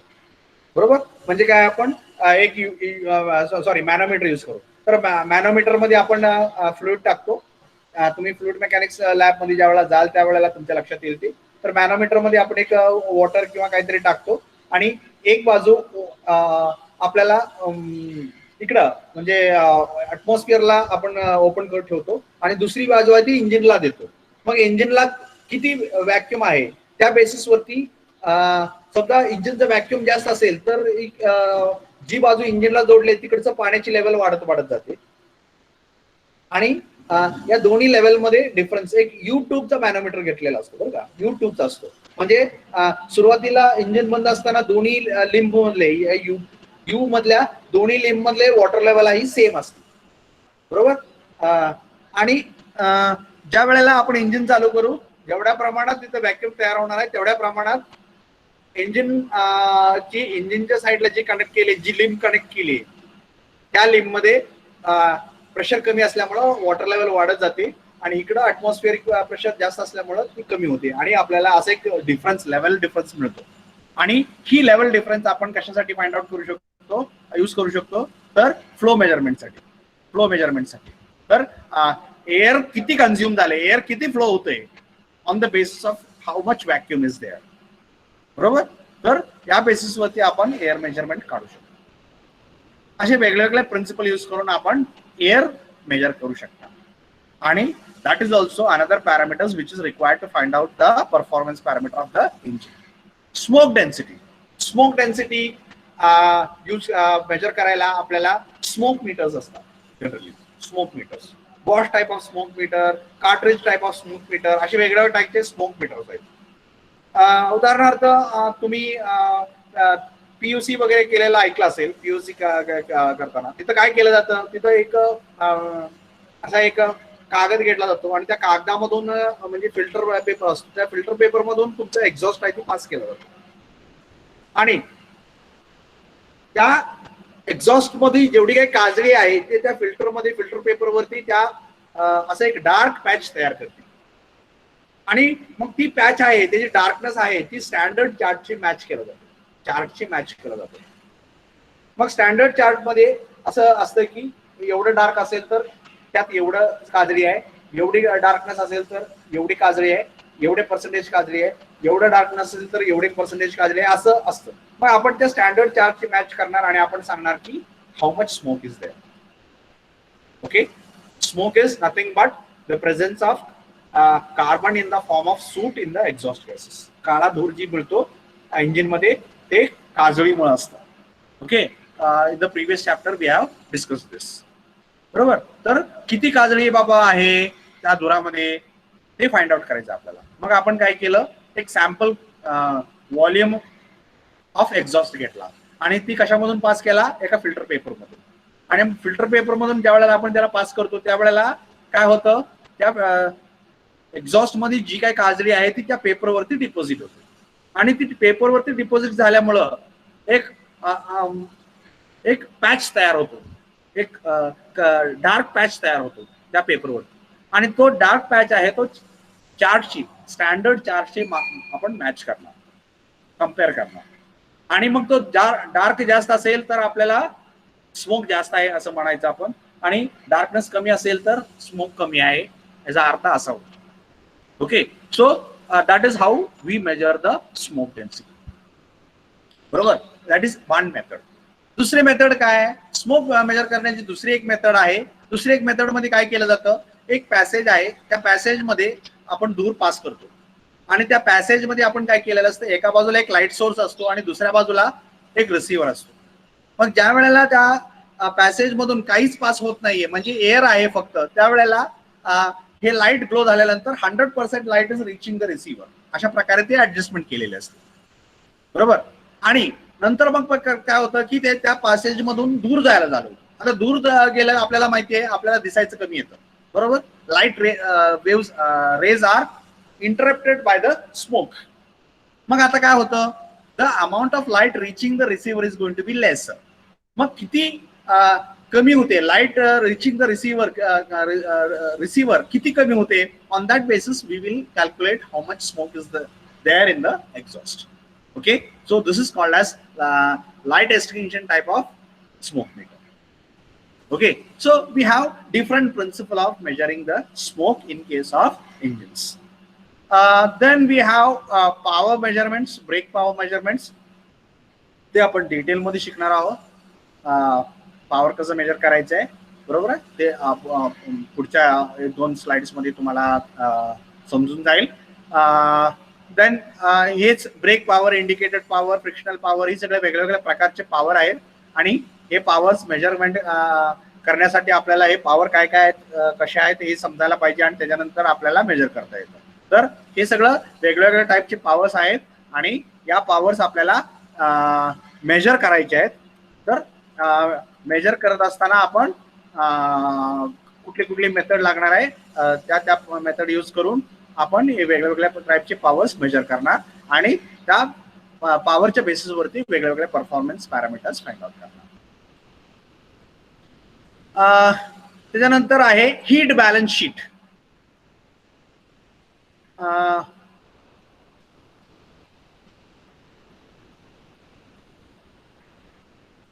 Heat balance sheet. तर हीट बॅलन्स शीट म्हणजे काय, तर हीट बॅलन्स शीट म्हणजे जसं आपलं अकाउंट्स मधलं ऑडिट बॅलन्स शीट असतं. ऑडिट बॅलन्स शीट मध्ये आपण काय करतो, एका बाजूला पैसा कुठून आला आणि दुसऱ्या बाजूला तो कुठे खर्च झाला किंवा कुठे गेला, ओके, असं मॅच करतो, लिहितो आणि शेवटी इकडची बेरीज आणि इकडची बेरीज सेम करतो आपण. म्हणजे टोटल एवढा पैसा आला, टोटल एवढा पैसा कुठे कुठे गेला, ह्याचा जे ताळेबंद असतो त्याला आपण हीट बॅलन्स शीट असं म्हणतो, बरोबर, त्याला आपण मराठीत ताळेबंद म्हणतो. तर ही जी आहे ताळेबंद, that is what you call as balance sheet. आणि तशी बॅलन्स शीट आपल्याला हीटची सुद्धा काढायची आहे. म्हणजे हीट एनर्जी आहे ती कुठून आली आणि कुठे गेली ह्याच्याबद्दलचा जो ताळेबंद आहे, so that is what you call as heat balance sheet. That is also use for finding out the performance of the engine. आणि obviously exhaust gas analysis. So gas analyzers are there, different types of gas analyzers are there. 2 gas analyzer, 3 gas analyzer, 5 gas analyzer, असे वेगवेगळे gas अनालायझर्स असतात. तर त्यात वेगवेगळे sensors वगैरे वापरले असतात, वेगवेगळे प्रिन्सिपल वापरले असतात आणि आपल्याला जे काय एक्झॉस्ट आहेत ते किती प्रमाणात आहे त्या एक्झॉस्ट मध्ये, गॅस जी पोल्युटंट आहे ते किती प्रमाणात आहे त्या एक्झॉस्ट गॅसमध्ये हे मेजरमेंट करायचं असतं. उदाहरणार्थ किती कार्बन मोनॉक्साईड आहे बाबा एक्झॉस्ट मध्ये, किती नायट्रोजन ऑक्साईड आहे, किती सल्फर ऑक्साईड आहे, असे वेगवेगळे गॅसेस जे आहेत ते किती आहेत, वेगवेगळे पोल्युटंट जे आहेत ते किती आहेत. आणि हे मेजरमेंट करण्यासाठी आपल्याला गॅस अनालायझर्स लागतात. So we have different types of gas analyzers, as I said, 2 gas analyzer, 3 gas analyzer, 4 gas analyzer, okay, or 1 gas analyzer, whatever it is. Okay, so we have, as per our requirement, we have different gas analyzers. मग त्यातल्या कुठल्या gas आपल्याला major करायचा आहे, oxygen major करायचा आहे, carbon dioxide major करायचा आहे, कार्बन मोनॉक्साईड मेजर करायचा आहे, सल्फर ऑक्साईड मेजर करायचा आहे, असे कुठलं गॅस बाबा तुम्हाला मेजर करायचं आहे. मग त्या हिशोबाने आपल्याला तिथं सेन्सर लावला असतो आणि with the help of that particular sensors, you will be in a position to tell what is the amount of exhaust present in that particular, amount of pollutant present in that particular exhaust gases. Okay, so these are the different measurements, basic measurements required for finding out the performance of different types of engines. तर आता जे काही parameters discuss केले त्याच्याबद्दल कोणाला काही doubt आहे का, कुठला पॅरामीटर कसे मेजर करायचा.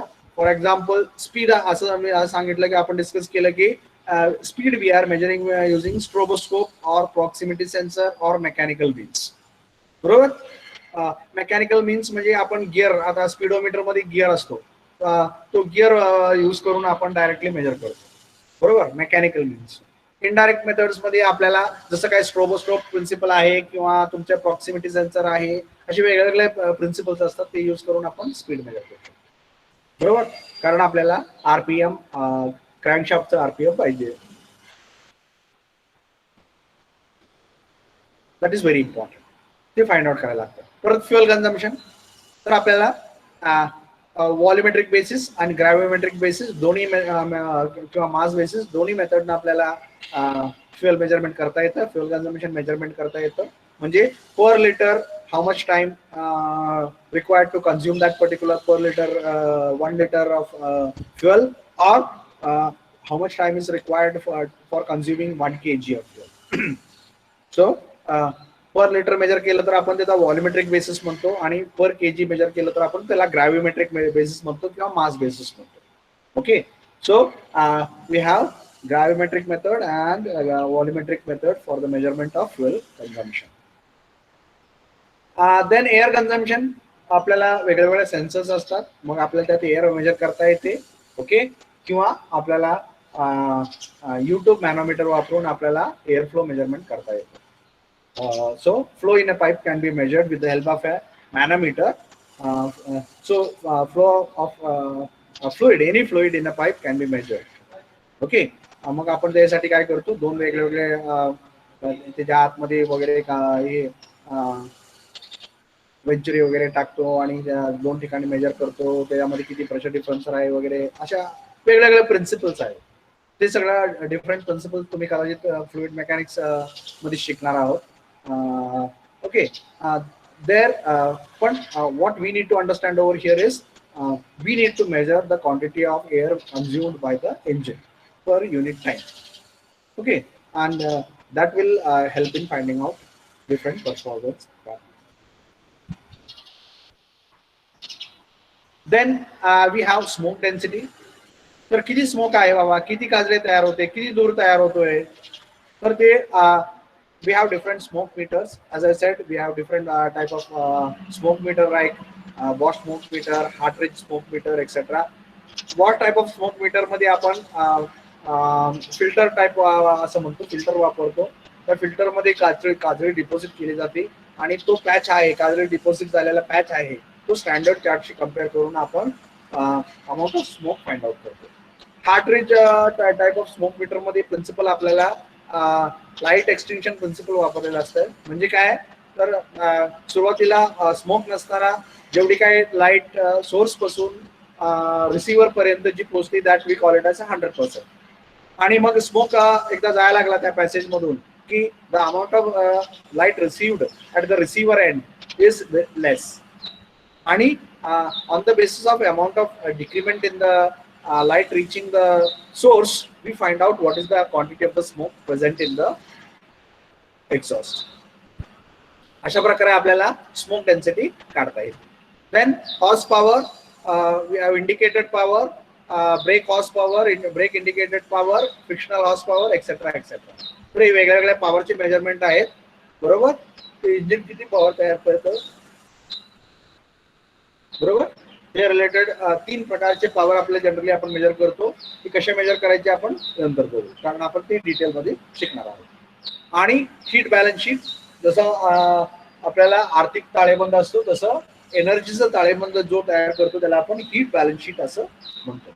आणि हीट बॅलन्स शीट SI इंजिनसाठी आणि CI इंजिनसाठी दोन्हीसाठी आपण फाइंड आउट करू शकतो. आणि finally we have exhaust gas analyser. Exhaust gas analyser मध्ये आपण त्या एक्झॉस्ट मध्ये कुठल्या कुठल्या गॅसेस आहेत हे वेगळे वेगळे सेन्सर्स वापरून फाइंड आउट करतो. आणि we will try to compare on the basis of what is the emission produced by that particular engine. That is, we will use this data to compare the engine, whether one engine is superior or inferior than other. बरोबर, म्हणजे समजा आता एक engine जास्त CO emit करत असेल आणि दुसरं कमी CO एमिट करत असेल, तर जी जास्त CO एमिट करते that is a bad engine. कारण आपल्याला एमिशन नॉर्म्स आजकाल लई स्ट्रिक्ट झालेले आहेत, खूप स्ट्रिक्ट झालेले आहेत. So to cope up with this particular stringent norms, emission norms, we have to measure the exhaust. Okay, and we have different exhaust measurement devices like gas analyzers, one gas analyzer, two gas analyzer, and different types of analyzers. Okay. तर या सगळ्या parameters आपल्याला major करायचे आहेत. हे कशासाठी parameters measure करायचे आहेत? To find out the performance of the engine. आणि परफॉर्मन्स कशासाठी फाइंड आउट करायचं? To compare the engine. Okay.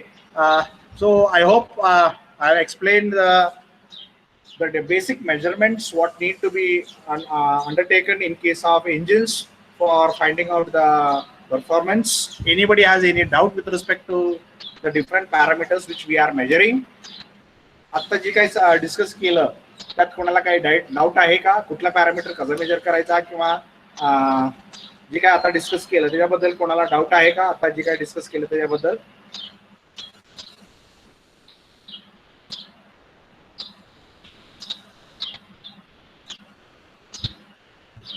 any doubt? Anybody having?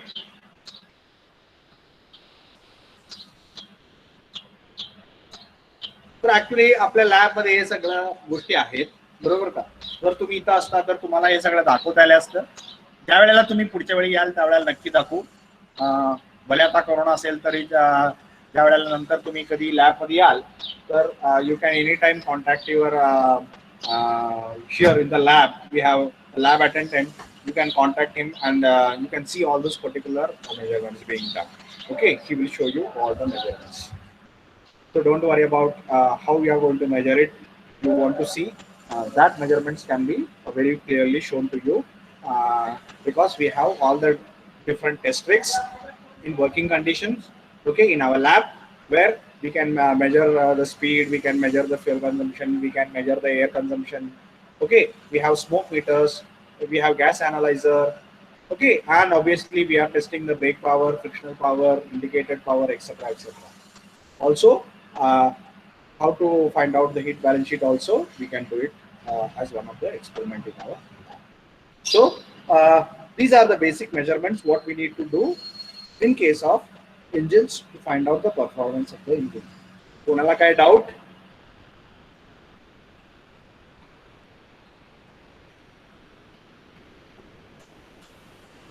Anybody having any doubt with respect to what the parameters being measured? No, sir. No, sir. No. Okay. Okay, then we'll proceed. With respect to power. With respect to power.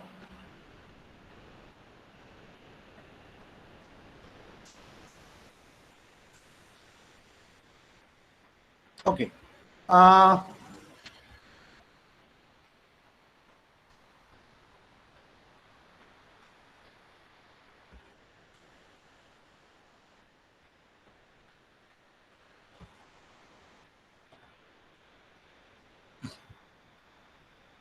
Power measurement. तर समजा आता ही तुमचं engine आहे, हे तुमचं engine आहे आणि ह्या इंजिनच्या इथं तुमचं क्रँकशाफ्ट आहे, इथं क्रँकशाफ्ट आहे, इथं तुमचं पिस्टन सिलेंडर अरेंजमेंट आहे. हे पिस्टन सिलेंडर अरेंजमेंट आहे, बरोबर? हे इथं कनेक्ट केलेलं असतं. इथं पिस्टन वरती खालती मूव्ह होते, बरोबर? आणि आपल्याला पॉवर मिळते, पॉवर तयार करते आणि हे पॉवर आपल्याला या शाफ्ट वरती आपल्याला फाइंड आउट करते किंवा आपल्याला पाहिजे या शाफ्ट वरती. कारण या शाफ्ट मधून आपण पॉवर पुढे क्लचला देणार, गाडी असेल तर क्लच मधून पुढे गिअरबॉक्सला देणार, गिअरबॉक्स मधून परत चाकाला जाणार आणि मग आपली गाडी पळणार. So that is how we have your power. तर आता आपण 2-3 पॉवर बद्दल आपण डिस्कस करणार आहोत, बरोबर? एक आहे ब्रेक पॉवर, दुसरा आहे इंडिकेटेड पॉवर. एक इंडिकेटेड पॉवर आहे, दुसरा आहे ब्रेक पॉवर आणि तिसरा आहे फ्रिक्शनल पॉवर. ओके, तर फ्रिक्शनल पॉवर, ब्रेक पॉवर आणि इंडिकेटेड पॉवर. तर ह्या 3 पॉवर बद्दल आपण आता बोलणार आहोत. 3 पॉवर बद्दल आपल्याला बोलायचं. तर ही 3 पॉवर का बाबा, ही अशा 3 प्रकारचे पॉवरची गरज बसली आपल्याला? त्याचं कारण काय किंवा ह्याचा अर्थ काय किंवा कशासाठी आपण मेजर करतो? तर ही बघा, ह्या तुमचं कंबशन चेंबर आहे, इथं कंबशन चेंबर आहे आणि इथं इथं काय होतंय, heat energy is getting converted into mechanical energy. Heat energy is getting converted into mechanical energy, sorry pressure energy. बरोबर, heat energy is getting converted into pressure energy and that pressure is acting on the piston. Okay, that pressure is acting on the piston and therefore the piston is moving down. Okay, and this particular pressure, heat converted into pressure, and corresponding to this particular pressure we have some amount of power here. मग ह्या combustion chamber मग आतमध्ये जेवढी काय energy तयार झाली,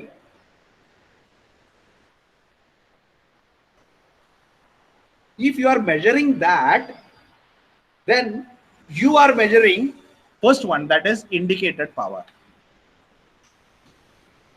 बरोबर, तर इंडिकेटेड पॉवर कुठे मेजर करतोय आपण, कंबशन चेंबर मध्ये आतमध्ये तयार झालेले, पिस्टनच्या वरती तयार झालेली किंवा पिस्टन वरती ऍक्ट होणारी जी एनर्जी आहे, corresponding to that energy how much power is being developed is what you call as indicated power.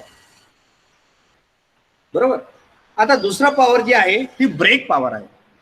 तर ही ब्रेक पॉवर काय आहे, तर जनरली तुम्ही इंजिनच्या आतमध्ये जाऊन पॉवर मेजरमेंट करत नाही. मग पॉवर कुठे मेजरमेंट करता, क्रँकशाफ्ट पाशी, क्रँकशाफ्ट. परंतु ध्यानात ठेवा, यातलं जी काय पॉवर तयार होते ही सगळी या पिस्टनला मिळत नाही आणि जी काय पिस्टनला मिळाली ती सगळी इथं क्रँकशाफ्ट पर्यंत पोहोचत नाही. मध्ये भरपूर लॉसेस आहेत, फ्रिक्शन लॉसेस आहेत, हीट लॉसेस आहेत, असे वेगळे वेगळे लॉसेस आपण पहिल्या चॅप्टर मध्ये डिस्कस केले. वेगळे वेगळे वेगळे लॉसेस आहेत आणि हे सगळे लॉसेस करून त्यातलं काय एनर्जी इथं पर्यंत पोहोचते, दॅट इज क्रँकशाफ्ट मध्ये पोहोचते आणि corresponding to the energy available in the crankshaft we have one power measurement which we call as brake power. Brake power. बरोबर. आणि या दोन्ही मधला जे डिफरन्स आहे, या दोन्ही मधला जो डिफरन्स आहे, that is your frictional power. That is your frictional power. म्हणजे IP minus BP, indicated power minus brake power is your frictional power. Is your frictional power. म्हणजे इंजिनच्या आतमध्ये, कंबशन चेंबरच्या आतमध्ये जी काही एनर्जी आहे, पॉवर आहे, that is called as indicated power. आणि त्याच्यामधली फ्रिक्शनल पॉवर येता येता येता येता निघून गेली, लॉस्ट झाली आणि शेवटी जी काय तुम्हाला क्रँकशाफ्ट पर्यंत मिळाली that is your brake power. आणि वाटेत जी काय नुकसान झालं that is your frictional power. बरोबर. So correspondingly we have three powers. One is indicated power, second one is the brake power and third one is the frictional power. Anybody having any doubt with respect to these three powers, whatever we have mentioned now? IP, BP and FP, that is indicated power, brake power and frictional power. So three type of powers we have mentioned now. Okay, so anybody having any doubt with respect to whatever powers we have mentioned over here? So we have indicated power. आता त्याला horse power आपण म्हणतो. तुम्हाला माहिती आहे मराठीमध्ये horse पॉवरला अश्वशक्ती असं नाव आहे. बरोबर. So it is a unit. Okay, ते पहिल्यापासून पडलेलं नाव आहे कारण पूर्वी घोडे वापरायची. मग घोड्याची किती ताकद असते त्या बेसिसवरती ताकदीचा एक परिणाम तयार झाला, मापदंड तयार झाला. So on that basis we have introduce the word, sorry the word was introduced horse power. बरोबर. आणि that is a unit. Okay. मग ब्रेक हॉर्स पॉवर किंवा brake power, indicated horse power किंवा इंडिकेटेड पॉवर आणि frictional horse power किंवा frictional power. So these are the three types of power what you need to understand with respect to engine. So anybody having any doubt with respect to IP, BP and FP, that is indicated power, brake power and frictional power. इंजिनच्या combustion चेंबरच्या आतमध्ये जी काय power तयार झाली त्याला आपण indicated power म्हणतो. जी काय आपण शाफ्ट मध्ये मेजर केली, क्रँकशाफ्ट मध्ये मेजर केली, that power is what you call as brake power. आणि या दोन्हीच्या मध्ये जी काय लॉस झाला that is your frictional power. Okay, so we can say BP plus FP is equal to IP. बरोबर. ब्रेक पॉवर इथं जी आलेली ती प्लस FP इथं काय लॉस झालेली that is equal to IP, or we can say IP minus BP is equal to FP. Okay, दोन्ही एकच आहे. Okay, so that is how we have the different types of power with respect to engine, which you need to understand. So any doubt with respect to IP, BP and FP in case of engines? Anybody having any doubt? Anybody having any doubt with respect to different powers? कुणाला काही doubt आहे का वेगवेगळ्या प्रकारचे power बद्दल? Indicated power, brake power आणि frictional power ह्याच्यामध्ये कुणाला काही डाऊट आहे का?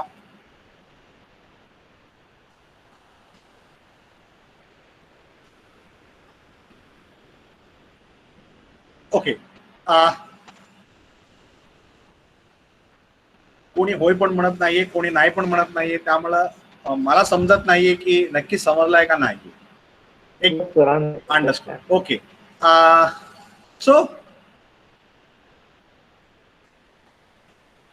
so that was the different types of power, IP, BP and FP. आणि आता ही IP ला IP का म्हणालं, BP ला BP का म्हणालं आणि FP ला FP का म्हणालं? आता ही नावं पडलेत, आपण कसं मेजरमेंट करतो बेसिस वरती, किंवा त्याला काहीतरी कारण आहे. So let us discuss why this particular names. IP ला IPच का म्हणायचं?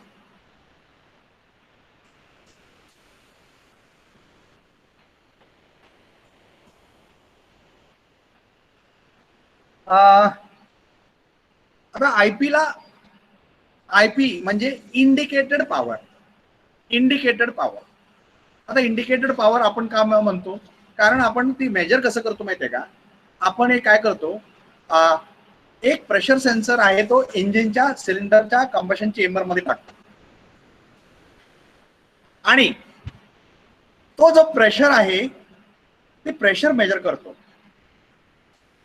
आणि त्या प्रेशरच्या बेसिसवरती पॉवर तयार करतो. म्हणजे आपल्याला तो प्रेशर आहे तो इंडिकेटर वरती दिसतो. बरोबर.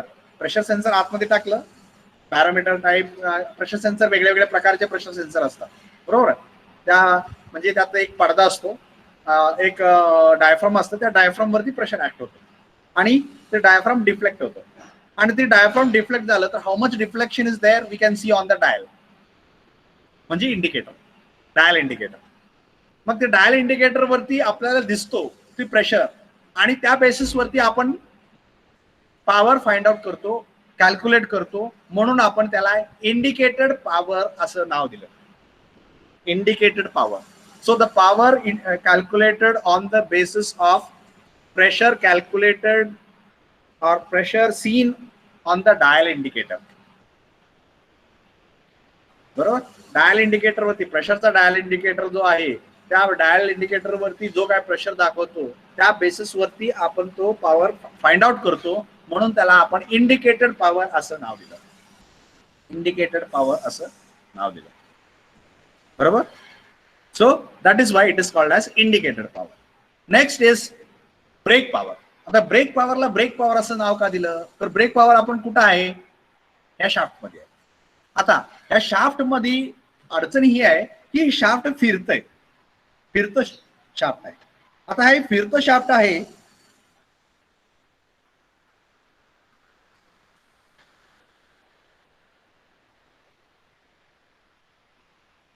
जी फिरतं शाफ्ट आहे त्या फिरत्या शाफ्टवर आपल्याला प्रेशर मेजरमेंट करायला खूप अडचण जाते. प्रेशर मेजरमेंट करायला खूप अडचण जाते. बरोबर. मग आपल्याला ती कसं मेजर करायचं? तर मेजर करताना आपण काय करतो, समजा आता समजा एखाद्या गोष्टीत एक पैलवान असेल, तर त्या पैलवानला त्याच्या अंगात जास्त ताकद आहे, तर आपल्याला ती कशी समजेल? समजा मी त्याला अडवायचा प्रयत्न करतो त्या पैलवानला आणि मला अडवायला जर जास्त ताकद लागत असेल, that is a indication that wrestler is having more power. आणि मला अडवायला जर कमी ताकद लागत असेल तर मी काय म्हणणार त्या लेसर पैलवानामध्ये ताकद कमी. So in a similar manner here what we do is we try to apply the brake on the shaft, on the crankshaft, and try to stop the shaft. We are not actually stopping, we are trying it to stop. We are trying to resist its motion. The torque available in the shaft is trying to rotate the shaft and we are trying to stop it. मग आपल्याला stop करायला किती energy लागणार आहे?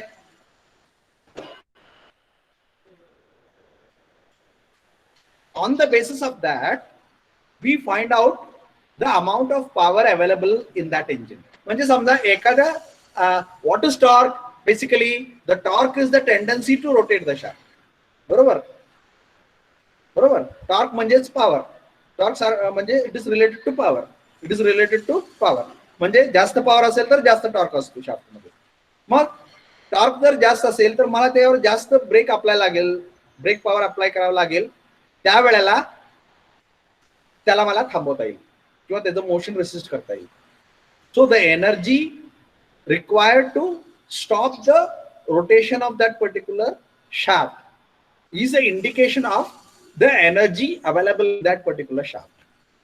बरोबर. मग अशा प्रकारे वेगळ्या वेगळ्या टाईपचे ब्रेक्स असतात.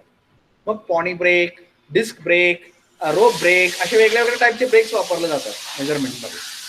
आणि we will be trying to resist the motion of that particular shaft, and energy required to resist the motion of the shaft is found out, and on the basis of that we will find out the power available in that particular shaft, and therefore the power calculated at the crankshaft is called as brake power.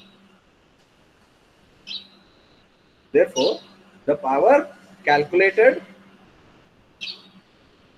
on the basis of this particular type of measurement, that is applying the brake in case of crankshafts. Crankshaft मधली जी power measurement करायची जी पद्धत आहे ती कशी आहे?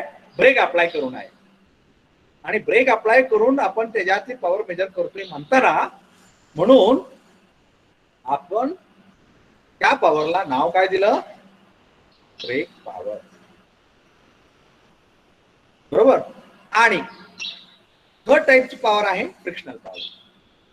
So where the energy is going, whatever energy is there here is being lost in the friction of different parts. When the different parts are coming into contact with each other, there is some amount of friction there, and due to friction this particular amount of energy is lost, and therefore the power lost in between, the power while it is transmitting from the combustion chamber to the shaft, since it is due to friction, we call the power lost as frictional power. तर अशा प्रकारे या तीन पॉवरला ही जी नावं मिळालेली आहेत ती अशी आहेत. एकाला नाव मिळालं इंडिकेटेड पॉवर, दुसऱ्याला नाव मिळालं ब्रेक पॉवर, तिसऱ्याला नाव मिळालं फ्रिक्शनल पॉवर. आणि त्याची कारण आपल्याला माहिती आहेत. आता इंडिकेटेड पॉवर आपल्याला कुठं असते? इंडिकेटेड पॉवर कंबशन चेंबर मध्ये असते. मग तिथं आपण काय करतो? एक प्रेशर सेन्सर टाकतो, diaphragm type of pressure sensor. मग त्या डायफ्राम वरती प्रेशर ऍक्ट होतो. जेवढा प्रेशर त्या डायफ्राम वरती ऍक्ट होईल तेवढ्या प्रमाणात ते डायफ्राम डिफॉर्म होतं किंवा मूव्ह होतं. आणि that particular motion is being transmitted to the dial indicator. आणि डायल इंडिकेटर मध्ये तो प्रेशर दिसतो आपल्याला. बरोबर. प्रेशर इंडिकेटर मध्ये आपल्याला तो प्रेशर दिसतो. मग तो जो प्रेशर इंडिकेटर मधला जो प्रेशर आहे त्या प्रेशरच्या बेसिस वरती आपण ते पॉवर कॅल्क्युलेट करतो. म्हणून त्या पॉवरला आपण इंडिकेटेड पॉवर असं नाव दिलं. बरोबर. आणि सेकंड पॉवर आहे तो ब्रेक पॉवर आहे, आणि that is related to power available in the crankshaft. मग या क्रँकशाफ्ट मधला पॉवर जर मेजर करायचं असेल तर आपल्याला काय करावं लागतं? We have to apply the brakes. आणि मी सांगितलं जसं तुम्हाला just we have discussed, we have different types of brakes, okay, used in the for the measurement of the power. That is the rope brake, we have Prony brake, we have disc brake, okay, we have so many type of brakes being used. वेगवेगळे principal वापरले जातात. बरोबर. आणि since we are using the principle of braking or measurement of power, we call this particular power as brake power, and brake power is measured at crankshaft of the engine. And the power lost while the power is being transmitted from the piston to the crankshaft in form of friction, we call the lost power as frictional power. जे काय power loss झाले त्याला आपण नाव काय दिलं, frictional power दिलं. का? ते फ्रिक्शनच्या स्वरूपात लॉस होते म्हणून त्याला आपण फ्रिक्शनल पॉवर असं नाव दिलं. तर अशा प्रकारे 3 प्रकारचे पॉवर आपल्याला विथ रिस्पेक्ट टू इंजिन मध्ये आहेत. मग आपण हे वेगळे वेगळे पॉवर आहेत ते कॅल्क्युलेट आपल्याला वेगळ्या वेगळ्या प्रकारे करावं लागतं, कारण हे वेगळ्या वेगळ्या ठिकाणी आहेत. बरोबर. तर ह्यातली कुठली सगळ्यात जास्त असेल? ऑब्विसली इंडिकेटेड पॉवर सगळ्यात जास्त असेल. बरोबर, कारण that is the energy which has been produced from the conversion of chemical energy into heat energy and heat energy into pressure energy. आणि जी काय प्रेशर एनर्जी तयार झाली त्या बेसिसवरती आपण जी काय पॉवर कॅल्क्युलेट करतो that is what you call as indicated power. ही सगळ्यात जास्त असेल. आणि यातली येता येता इकडं ट्रान्समिट होता होता फ्रिक्शनल पॉवर लॉस होऊन गेली आणि राहिलेली पॉवर इथं जी मिळाली ती ब्रेक पॉवर. तर सगळ्यात जास्त असेल इंडिकेटेड पॉवर, त्याच्यापेक्षा खाली असेल ब्रेक पॉवर आणि त्याच्यापेक्षा छोटी व्हॅल्यू असेल frictional power. Okay, so these are the 3 types of power which are there in the engine, and the type of measurement required for each type of power will be different. बरोबर. त्यामुळं वेगळ्या वेगळ्या ठिकाणी power आहे ना. एक power कुठे आहे? कंबशन चेंबर मध्ये आहे. आता कंबशन चेंबर मधली पॉवर आणि क्रँकशाफ्ट मधली पॉवर एका प्रकारे मेजर करू शकू का? नाही मेजर करू शकत आपण. बरोबर. त्यामुळे प्रत्येकासाठी वेगवेगळे फॉर्म्युला आणि वेगवेगळे पद्धत आहेत, मेजरमेंट टाइप्स आहेत. Okay. And since the pressure indicated on the pressure indicator is used for calculating the power inside the combustion chamber, we call that particular power as indicated power. Since we are applying the brake on the crankshaft to calculate the power in the crankshaft, we call it as brake power. And since power is lost in the form of friction while it is being transmitted from the piston to the crankshaft, we call the lost power as frictional power. So I hope everybody understood what is indicated power, what is brake power, what is frictional power, why indicated power is called as indicated power, why brake power is called as brake power, and why frictional power is called as frictional power. So we will summarize what we have learned today. So these were the different parameters which we need to measure while for comparing the engines. It is indicated mean effective pressure, brake mean effective pressure, indicated power, brake power, mechanical efficiency, frictional power, indicated thermal efficiency, brake thermal efficiency, specific fuel consumption, volumetric efficiency, heat balance sheet, and fuel ratio, air fuel ratio. Okay, so these are the different parameters, and for comparison we use these many performance parameters.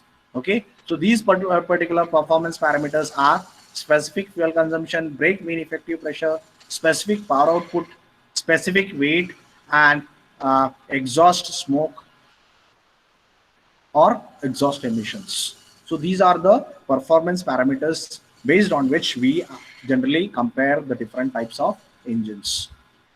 And in order to find out the different performance parameter, some basic measurements has to be done, and the different basic measurements what we need to do are speed measurement, fuel consumption measurement, air consumption measurement, smoke density measurement, horsepower or power measurement, and then finding out the heat balance sheet or exhaust gas measurement. So speed measurement is done on different principles, like we have mechanical principle or stroboscopic principle, or we have proximity sensor principle. Whatever different types of principles are there required to finding out the speed, we use for finding out the speed of the engine. That is speed of the crankshaft of the engine. Then the power consumed by the engine is what we call as the fuel consumption. It is there are generally two methods: the gravimetric method and the volumetric method. We can measure the fuel consumption on the volume basis or mass basis. Then we have air consumption method measurement. So we can use different sensors, or you can use YouTube manometer to find out the amount of air consumed by the engine. Then we have different types of smoke meters, wash type of smoke meter or Hartridge type of smoke meter. So there are different principles used to find out the amount of smoke available in the exhaust coming out of the engine. Okay, for that we have what we call as smoke meters. Then we have the brake power, we have indicated power, we have the frictional power. Okay, these are the different types of power which we need to measure for finding out the performance parameters. Then we have the heat balance sheet, and finally we have the exhaust gas analysis. And here we discussed what is indicated power, what is brake power, and what is frictional power. Okay, where we find out the indicated power, where we find out the frictional power, where we find out the brake power. Why brake power is called as the brake power? Why indicated power is called as indicated power, and why frictional power is called as frictional power? So all these things we have discussed today. I think for today, this is sufficient. So anybody having any doubt, please ask. Now the session is open for doubt clearing. With respect to whatever we have discussed. So today initially we started with C10 number and octane number, and then we went on to discuss performance of the engine, and in performance of the engine we discussed the different performance parameters, what are the different basic measurements what we need to do for finding out the performance parameters, and we discussed what are the different types of powers like indicated power, brake power, and frictional power. So these are the points what we have discussed, and anybody having any doubt with respect to this particular point, you may ask your doubts now, and the session is open for doubts.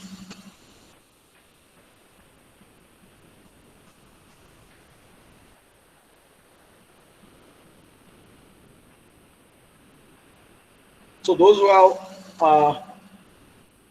understood everything can mark their attendance and may leave. For others, I will request them to ask their doubts so that it can be cleared.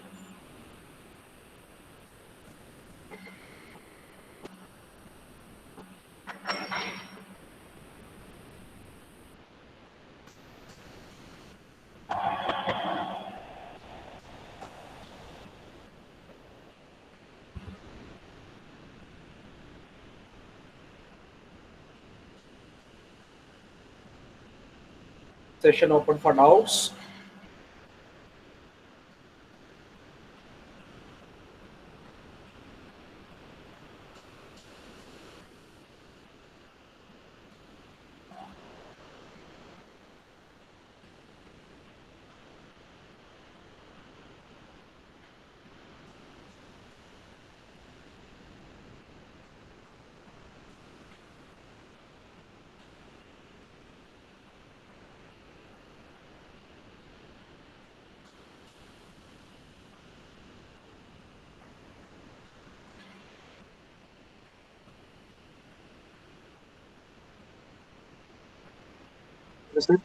Please, any doubt? काल ऍबसेंटी लागली होती. किती number होता तुमचा? काल काय कुठला topic आपण डिस्कस केला? नेटवर्क प्रॉब्लेम मधून कट जात. ठीक आहे, काय हरकत नाही. Okay, I will mark your attendance, no problem.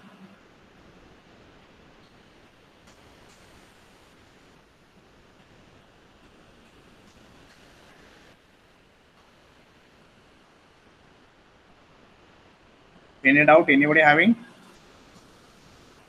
So, if nobody is having the doubts,